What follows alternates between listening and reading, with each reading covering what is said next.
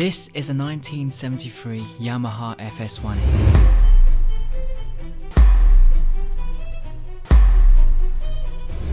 And this is my dad. And on 26th of July this year, my dad's dream is to ride this bike down the road, as this will mark 51 years since he first rode this bike. So our mission is to restore this bike to look as original as possible. Is it possible? Surely, right?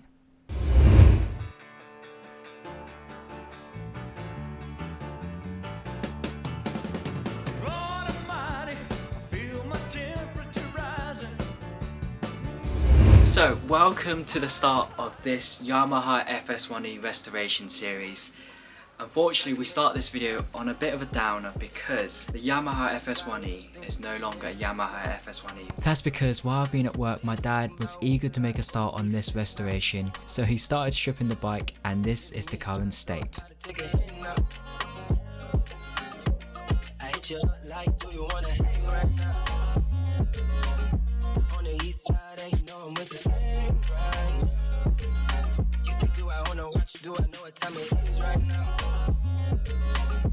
And now, yeah, the bike is no longer intact. My dad has literally stripped the bikes into many pieces, and we're now in the process of actually restoring this bike.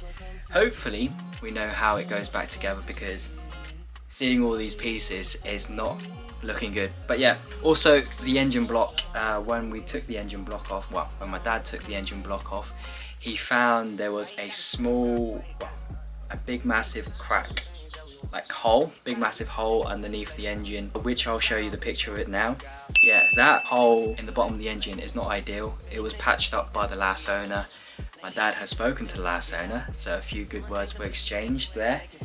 But yeah, the engine block has now been sent away, so the engine block's going to be welded, and also the lug, it's going to be welded with the lug back in place, so we can fit these two like support braces onto the bike.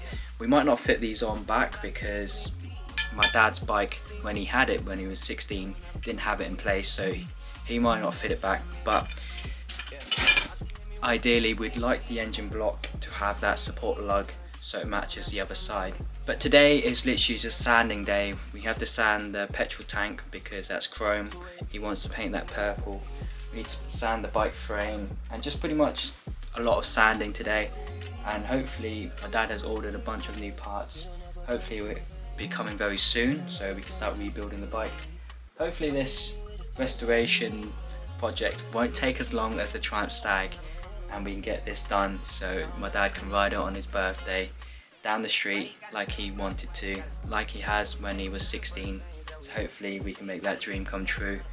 Yeah, enough said. Let's get on with this restoration by start sanding, I guess. Let's do it. Oh yeah, if you guys do enjoy today's video, please hit the like button down below, and also subscribe to the channel to join us on our many wonderful adventures, because it's not a car we're restoring today, it's a bike. Let's do it, shall we? So heading straight into action, I start sanding away this chrome off the fuel tank. I have no idea why the last owner decided to chrome the tank. It looks very weird when the tank's fitted on the bike, but it's the last owner's choice and we just have to go with it. So the process for us to be able to paint it popsicle purple is that I have to sand away all the shininess, the reflection of the chrome, so we can etch prime it, so that when we spray normal primer it will stick to the etch primer. Because if we spray normal primer into the chrome surfaces, I don't think it's going to stick. So with etch primer it gives us a better chance of normal primer and then eventually top coat to stick on the tank without it coming off in the future. So for me, using a sander and a 240 grit sandpaper makes it easier to sand, and for corners and tight areas I have to sand it by hand. 24 hours later. So in the name of progress, while I've been at work, what you guys are about to see is a rare recording recorded by my dad of what he got up to in the garage. So what my dad is doing at the moment is preparing the fuel tank so it's ready for the top coat. So what he's doing is spraying etch primer so it covers up the chrome, and then putting some filler on the dents where it needs it, and then sanding the filler away, and again spraying it with etch primer so it covers it again, and then eventually spraying it with the normal 2K primer so it's ready for its top coat.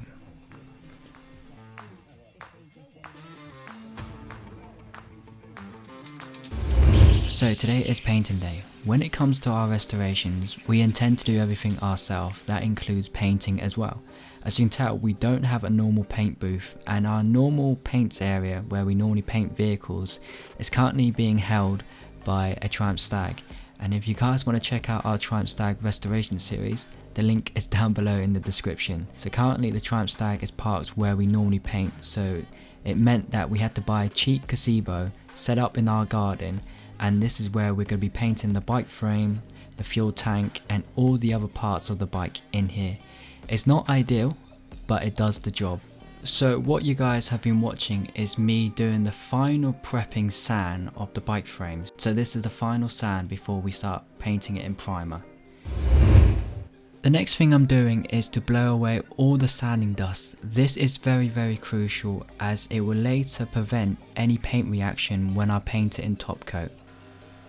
And now onto the final stage of the paint prepping, where I panel wipe the whole bike frame. This is to ensure that any dust are removed, any grease are removed, to later prevent any paint reaction when we put it in top coat.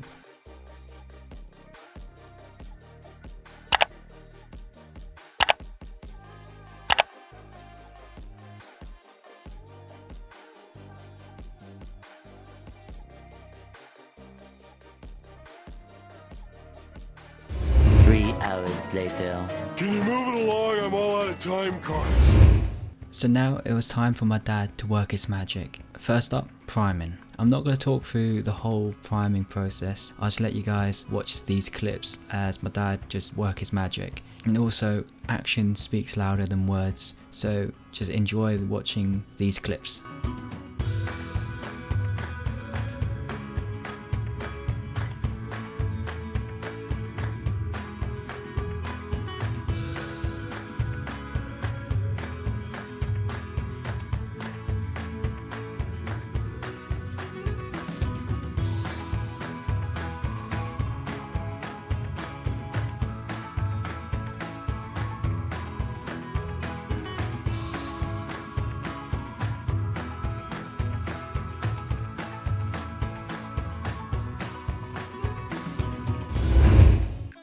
Now it was my turn. We got these two side panel that goes on the bike. Again, they are chrome. I have no idea why they're chrome, but they need to be in popsicle purple, same with the fuel tank. So the chrome bit has been sanded, and it's now for me to etch prime it, ready for my dad so that he can prime it with his normal 2K primer, and later on ready for popsicle purple.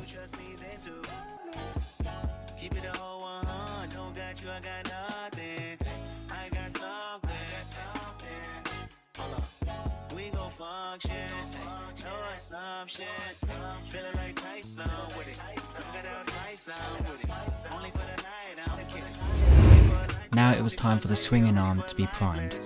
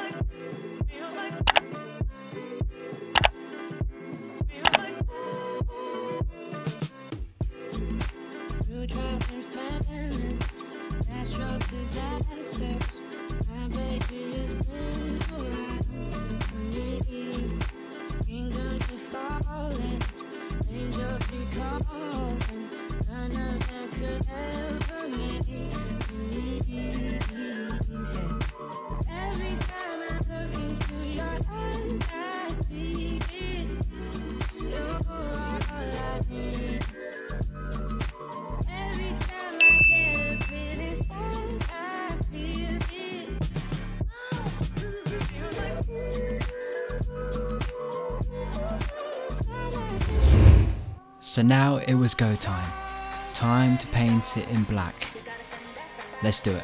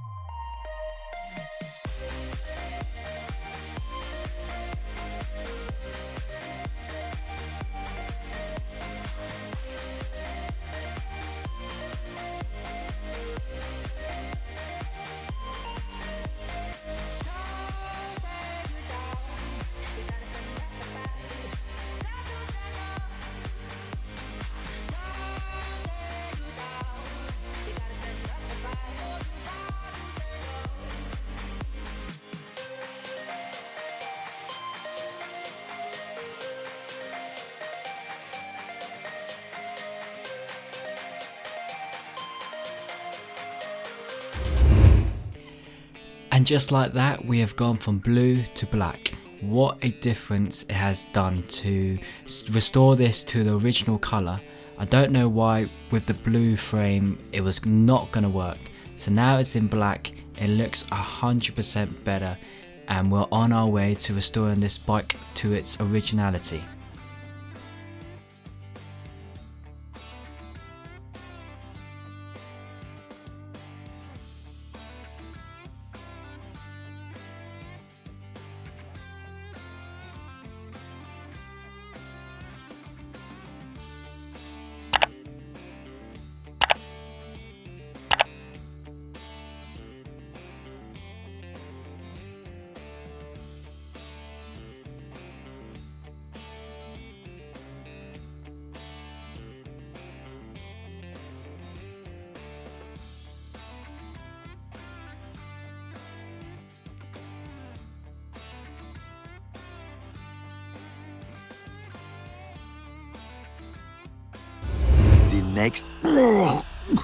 The next morning.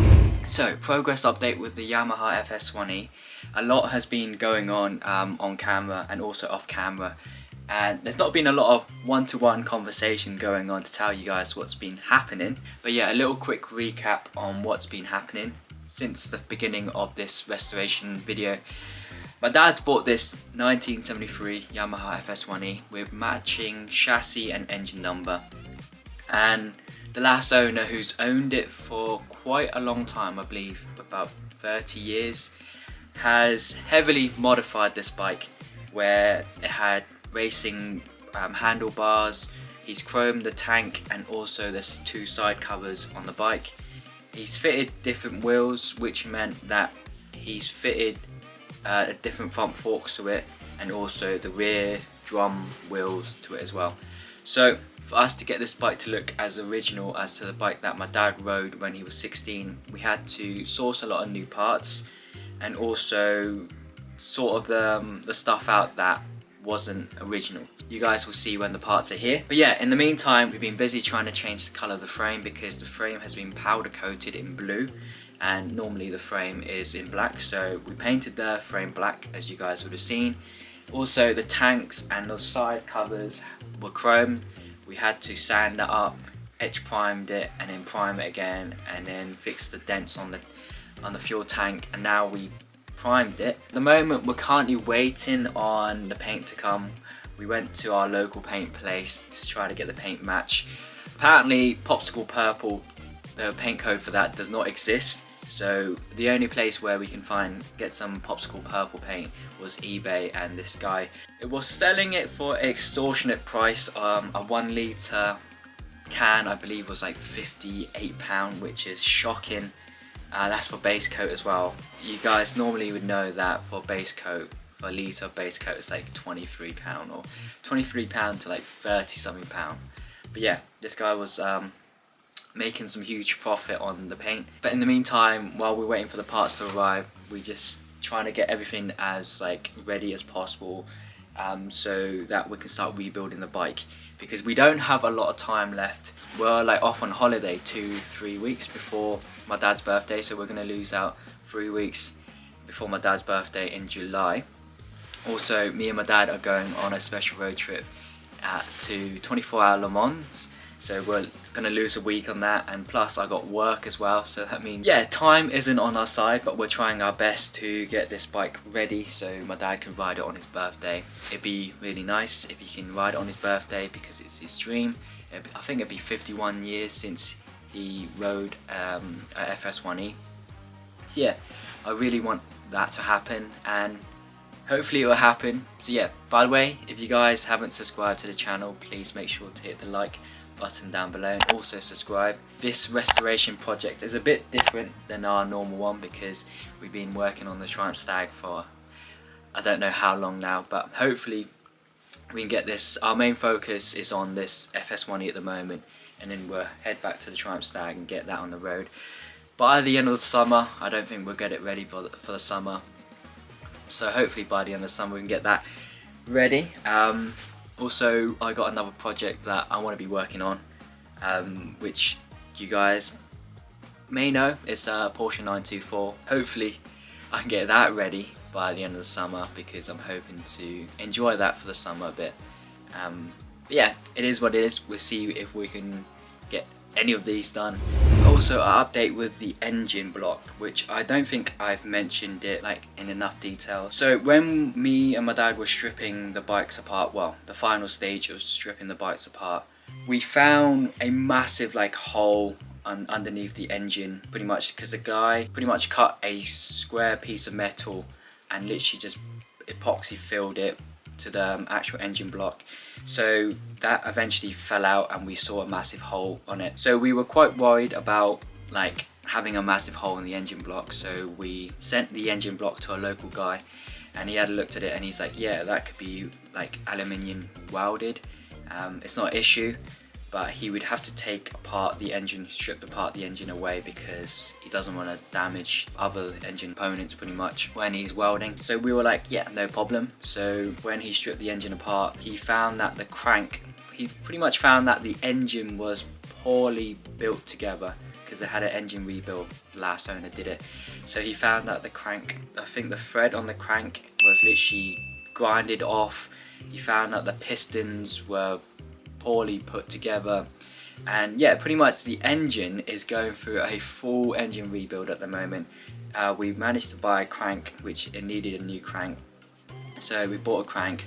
I think it's having a new piston in there, but yeah, ideally it's not a good thing, but managed to work our way around that. So hopefully the local guy that we sent it away to, hopefully he can rebuild that engine. We're hoping to pick it up, I think after Le Mans, so in about 3 weeks time. But in that time, I'm hoping to have the whole bike pretty much rebuilt back together, and then come back from our Le Mans trip and fit the engine together and then test ride it, and then hopefully it's all ready for my dad's birthday. But yeah, that's pretty much a whole summary of what's been going on with this Yamaha FS1E bike so far. It's not as smooth like sailing as restoration goes. I guess every restoration is not as smooth as easy as it is. But yeah, it is what it is. I enjoy restoring it. My dad enjoys it, even though he moans a lot. But yeah, it's been fun. Hopefully we can get it all ready for my dad's birthday. Several days later. So as you can see, the bike frame is now painted in black. We do have a slight issue with the bike frame, because this little part here, which you guys will see, this little part here is where the front shocks go into, left and right. So at the moment we have issue. This is a little stopper there. I'm not sure you guys can see it. That's a little stopper there. So when that swing, that bit hits on this side to stop it from like going round. On the other side, which I'll show you guys, ideally when the bike, that's straight, so when you swing it that side, it hits this side and it stops the handlebar from turning too much. And when you turn it this way, it's supposed to stop there, but that little bit there, it's too, like, it's been, I think, grinded off or broken off, so the handlebar just swings too far, and that's why on the fuel tank, this side, the right hand side, has a few dents on it. That's because the handlebar has whacked into the fuel tank, and this stopper here is supposed to stop it from going too far. So, which we didn't realise after we painted this frame. So now what I've got to do is take this little bit off, and the only issue that I'm worried about, there's bearings up here and also there's bearings down here.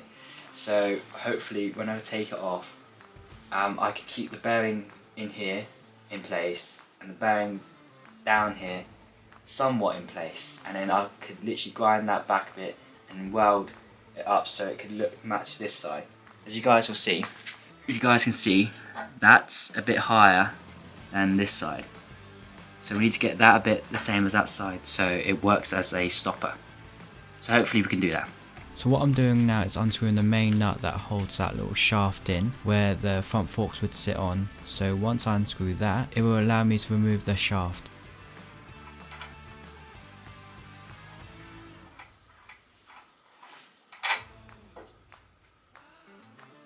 Screw that off there.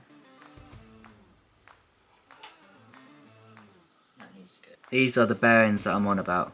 So hopefully they will sit in there, and there's also another set of bearings down there as well, which will be the difficult one. But yeah, let's see if we can get that off. Now this next process is a very delicate process as I attempt to remove the shaft, and any major movement will either send the ball bearing flying out everywhere, which will turn out to be a bigger and messier job.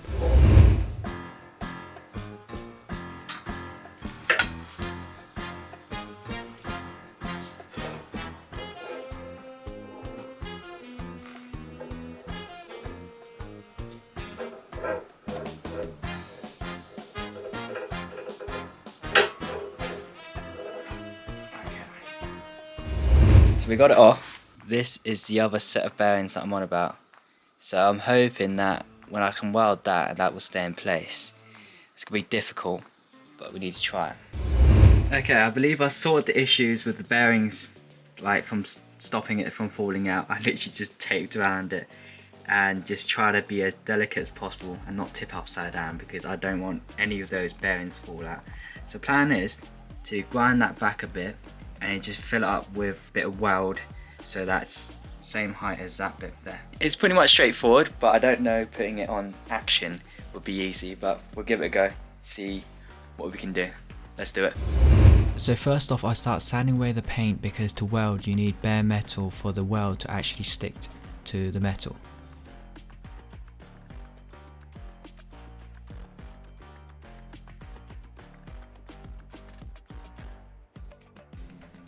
Now once the surface is ready, it was time to weld. So little by little I just tacked a bit of weld onto it, and then eventually build it up so it's pretty much higher or same level as the other side. Welding normally is quite easy in like a large area, but in such a tight area, and try not to burn the masking tape because the ball bearings being taped up, it's quite hard. So for me it was weld and then blow out the fire, because I don't want to cause a fire in the workshop. Now it was time to grind away the weld, and this is quite hard because again, tight area, and I don't want to cut through the ball bearing. So I've now finished welding and also grinding it back. That took longer than what I expected. It wasn't easy because literally the ball bearings are right here, and I really don't want to go like near it with the grinder, so it's quite hard to shape it. But overall, I think we are there. So the height's a bit taller, which I can grind it off a bit more, but that is pretty much it. So it's not pretty, but I believe once it's like filled up with filler a bit, it will do the job. But yeah, overall I'm happy with that. Just need to maybe grind down the height a bit more so it matches, but I don't think you're really going to see it. But yeah, I'm happy with that. Another job sorted. Let's continue making progress. So now my dad's working on the wiring loom. This is quite difficult because as the bike has had quite a few previous owners, over time the bikes has been literally touched and handled by all those owners, so which meant the wiring loom has been played with, has been cut, has been joined, so it was quite difficult to work from that. So my dad's trying his best to go through what has to be done to make sure that the wiring loom is working. Meanwhile, my job now is to sand all the other parts, the little parts, and get that ready for pretty much painting. I will end up painting all these parts with silver, I believe, which is the colour we've gone with. And this process is quite very like long and boring because it's all like sanding little bits by hand, which is again long and tedious. Instead of using the machine, we have to sand it by hand, and yeah, at the end of the day it needs doing, and that's what I'm doing.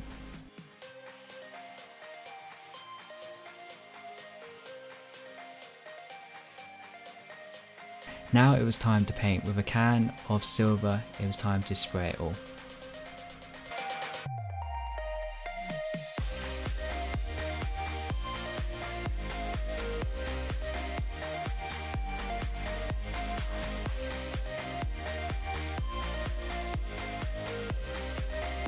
So we're back in the DIY paint booth. We've got the desk set up to prime all this stuff. We've got the 2 shocks there. Not sure you can see it hanging, that needs priming. And also got to hang this up. This is a rear number 8 bracket. That will need priming again because it's got filler in the back. So yeah, let's do it. So yeah, with it all laid out in our DIY paint booth, you could tell it's very windy because the side cover is blowing, and this is definitely not a good idea to be painting in this condition. But again, we have to do what we have to do to get the job done. Let's do it.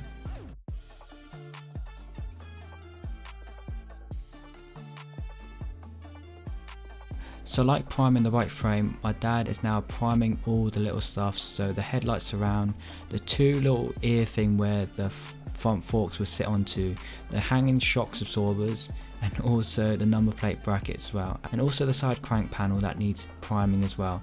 And once these are all primed, it was time for top coat.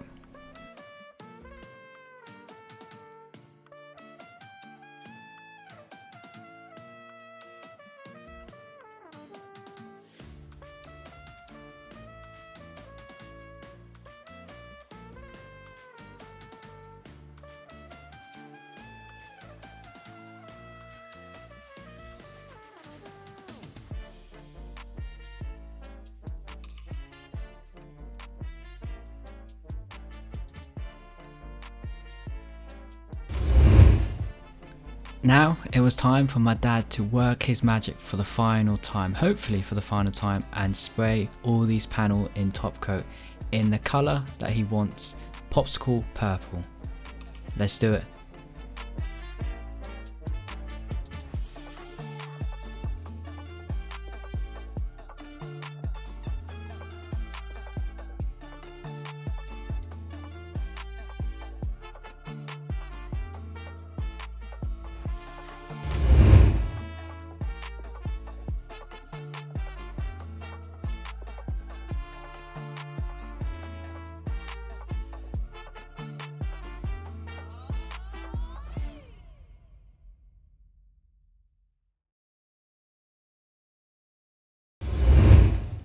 So heading straight into our next job, which is to build the front forks. As you can clearly tell, me and my dad are not motorcycle mechanics. We're literally watching the video off our phone and just trying to replicate what needs to be done to build these 2 front forks. We do have like a manual, but that manual, the diagram of that manual, like no one can understand it. So step by step we're watching these videos so that we can learn how to build the front forks. But yeah, clearly it worked because we managed to get it together.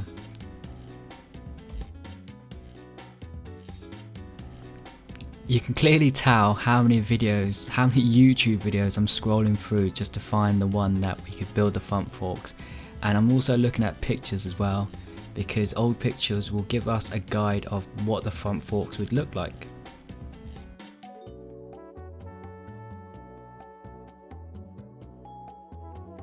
After we got the hang of building the first fork, the second fork was pretty much straightforward.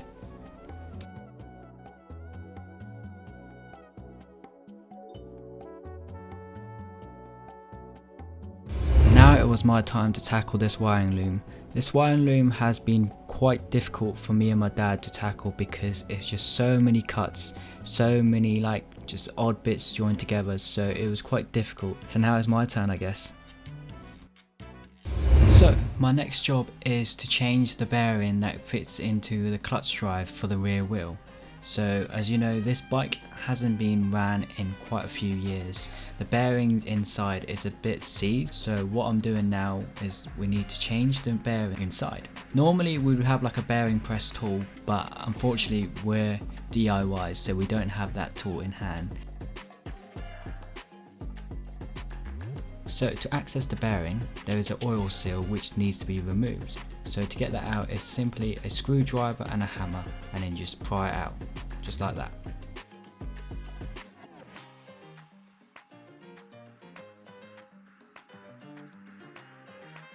So what's holding the bearing in is a giant circlip. So once all this muck is all cleaned out, you will see the giant circlip.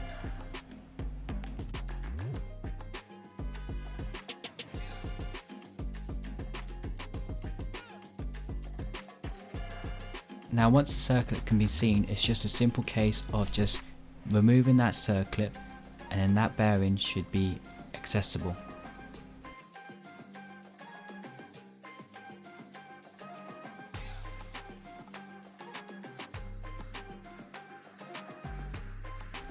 So my process of removing the old bearing is quite simple. It's literally find a bigger size socket and find a little size like socket so that it matches the size of the bearing, and then I use the vise to literally press that big socket so it pushes that little socket and pushes the bearing out the other side. Sounds pretty simple.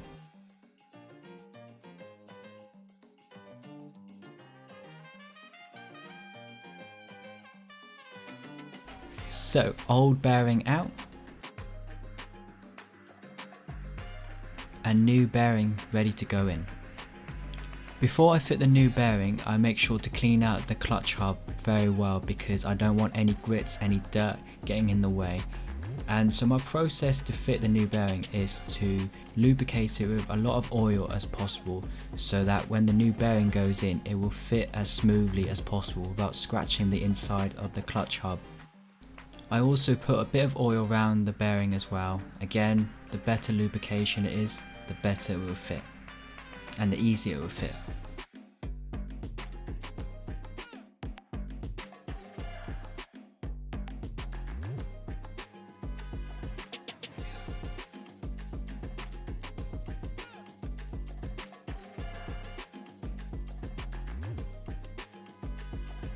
So to press the new bearing in, I just did the reverse order. This time I'm pushing a little socket into the bearing on the other side so it pushes the bearing into its place.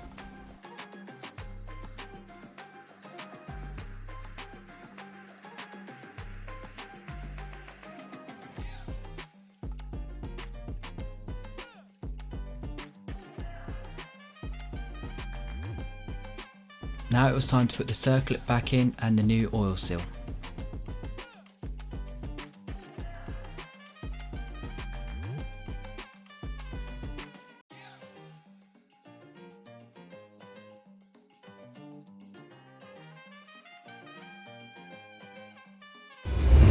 So jumping forward a few days, a lot has been done. We're literally running out of time. So what you guys are seeing now is that the rear swinging arm is fitted with the two new shocks painted in popsicle purple, and now me and my dad are fitting the handlebars with all the throttle and the clutch lever in place. Literally the bike is literally coming together very well. We're still waiting on the engine block, but in the meantime we still got other bits to do. The two side panel has now been fitted with the FS1E stickers, the fuel tank has been fitted with its sticker, and now we're fitting the rear mudguard, which is new. We could have used the old mudguard that was on the bike, but the last owner has decided to cut that rear mudguard down for some reason to make it look more sportier, so we didn't have a choice and we had to buy a new rear mudguard.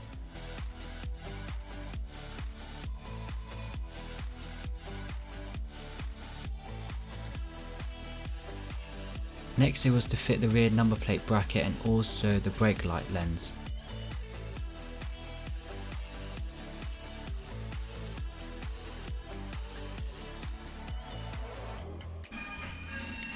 So the two front forks are now fitted and also the rear wheel is fitted as well. Off camera, again we're in a rush, tight schedule.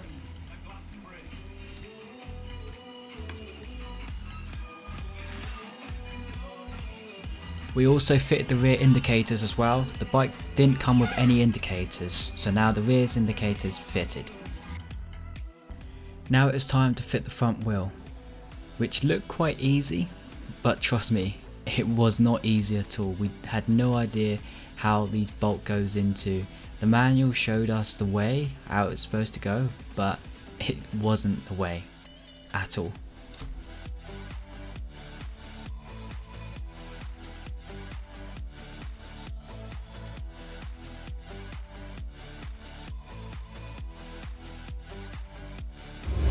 And just like that, the bike is pretty much all back together. I know it seems like a rush, literally from one clip of us putting like the back wheel on, and in the next clip it's literally like the front wheel, the front forks and the front handlebar is all built up. That's because we're literally in a rush, we're literally on a tight schedule. As you guys know, on 26th of July this year, my dad wants to ride this bike on his birthday, as that will mark like 51 years since he first rode this bike. So yeah, we're literally running out of time, like literally 3 weeks before his birthday. We're on holiday then, so the 3 weeks leading up to his birthday, we won't be here. We won't be in the workshop, we won't be touching this bike at all until we literally come back a day before his birthday. From today, we have less than 4 days to get this bike like pretty much 100% finish and also test ride it down the road as well. So yeah, it's very, very hectic, which is why some of the clips that you guys see will have like a massive jump of progression on this bike. I tried my hardest to film most of it as possible, but sometimes we just want to like just make progress, so get our heads down and just like go through the whole thing. So yeah, today we're like hoping to get the engine back. Like right now my dad has gone to the guy and hopefully to get the engine back, because we really need the engine back today, because today is Saturday and Sunday we won't be doing much. Monday to Friday I'm literally away for the whole week, so it literally be my dad here, and I don't think he's gonna be fitting the engine by himself. He could try it, but it'd be a struggle, so we're pretty much losing a week. So when I come back, we literally have like less than 3 days to get the bike finished. The following day. Today is Sunday, the final day, the final reckoning, the final day that me and my dad will have together to finish building this bike.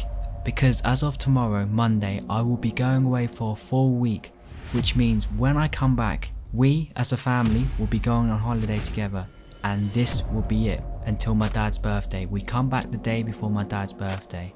It is impossible for us to have any more time on the bike. So what we're doing now is refitting the engine back onto the bike frame and praying that the local guy who had welded the engine block and a potential engine rebuild as well, hoping that he has done it correctly, hoping that he's rebuilt it all back up correctly. This is it. This is our last chance. Can we restore this bike ready for my dad's birthday? All these months working on this bike, is it going to waste? Or is it going to be a dream come true?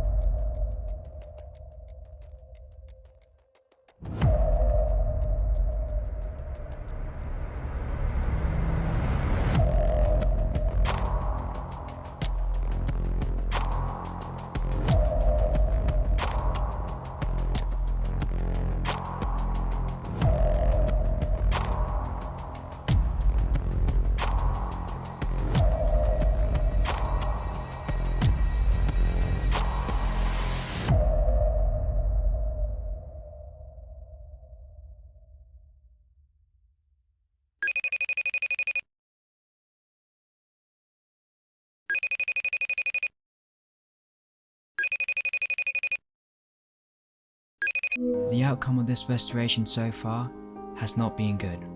While I've been away for work, my dad has been trying his very, very best to get this bike to run, to get this bike to be completed, but there was no luck.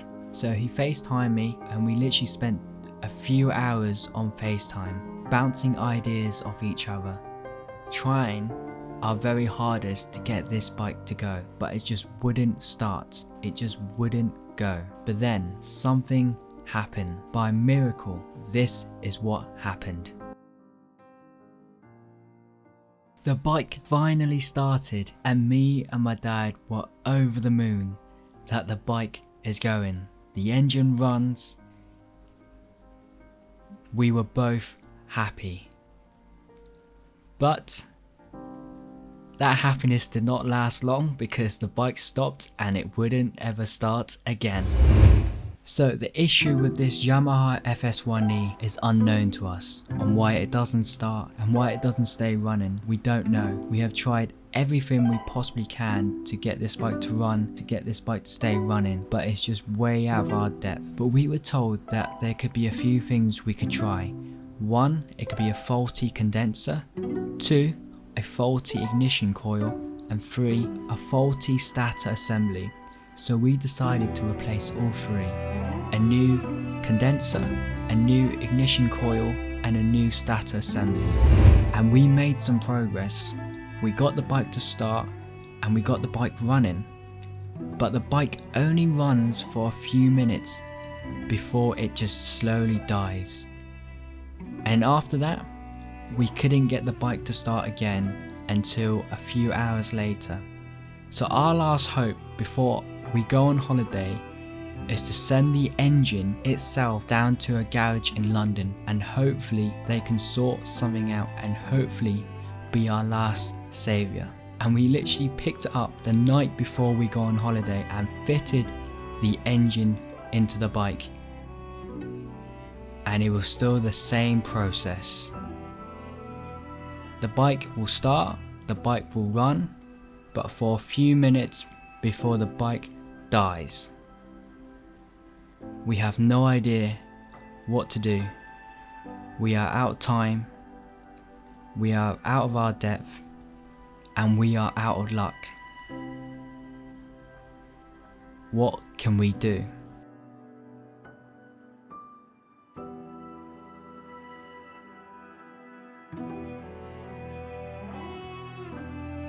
And to make matters worse, the amount of time we have tried to kickstart this bike meant that we broke the kickstarter shaft and we needed to replace the kickstarter, which we managed to do ourselves, getting parts on the way back from our holiday.